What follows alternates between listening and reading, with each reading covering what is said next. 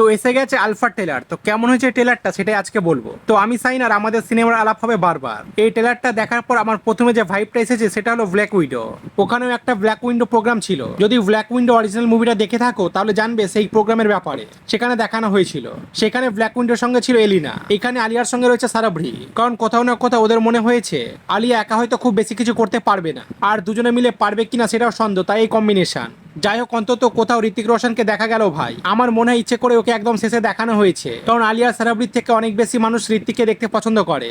তবে আমাদের তাতে খুব একটা যায় আসে না, যতক্ষণ স্টোরি লাইন অরিজিনাল হচ্ছে আর প্রেজেন্টেশন দুর্দান্ত হচ্ছে। এখন এই সিনেমায় পাকিস্তানি অ্যাঙ্গেলটা পুরোপুরি সামনে আসেনি। তবে যখন ববি দেওয়াল বলেছে ইন্ডিয়া আলফার কদর করেনি, তখন একটা সন্দেহ হয়। যদিও আমি মনে করি না শুধু ববি দেওয়ালের অ্যাকসেন্ট শুনে তাকে পাকিস্তানি ধরে নেওয়া যায়, তাই হয়তো সেই অ্যাঙ্গেলও থাকছে না।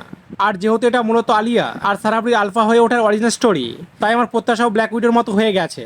মানে একটা সময় আলিয়া জানতে পারবে যে আলফা প্রোগ্রাম আসলে ঠিক না, তারপর আলফা হওয়ার পর সেই প্রোগ্রাম বেশ উড়িয়ে দেওয়ার প্ল্যান করবে। আর স্পয়লার অ্যালার্ট, সম্ভবত উড়িয়েও দেবে। ব্ল্যাক উইডো মোটামুটি এমনই করেছিল। আর এই পুরো প্রসেসে সাহায্য করবে কাবির, মানে ঋতিক রোশন। বেসিক্যালি দেখলে ওয়াইএফ স্পাই ইউনিভার্স এর বাকি সিনেমাগুলোর থেকে এটা একটু আলাদা তো বটেই, তবে কতটা আলাদা সেটা সিনেমা দেখার পর বোঝা যাবে। কারণ আমি খুব বেশি আশাবাদী রাখছি না।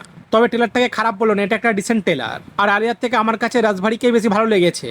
জানি না কেন আলিয়ার ডায়লগ ডেলিভারিটা তেমন জোরালো লাগছে না। টিজারেও সেটা ছিল না। ট্রেলারে যখন বলে শুরু করো অগ্নি পরীক্ষা, তখন দুজনের টোন শুনলে আমার কাছে একটু আন্ডারওয়েলমিং লেগেছে। যাই হোক, দেখা যাবে। তবে অনিল কাপুরের চরিত্রটা নিয়ে বেশ এক্সাইটেড। আমি ট্রেলার দেখে মোটামুটি পরিষ্কার যে অনিল কাপুর আর ববি দেওয়ালে একটা বড় সংঘর্ষ হতে চলেছে।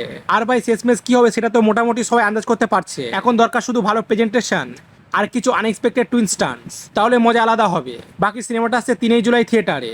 তো তোমাদের কেমন লেগেছে ট্রেলারটা অবশ্যই কমেন্টে জানাবে। আবার দেখা হবে পরের ভিডিওতে।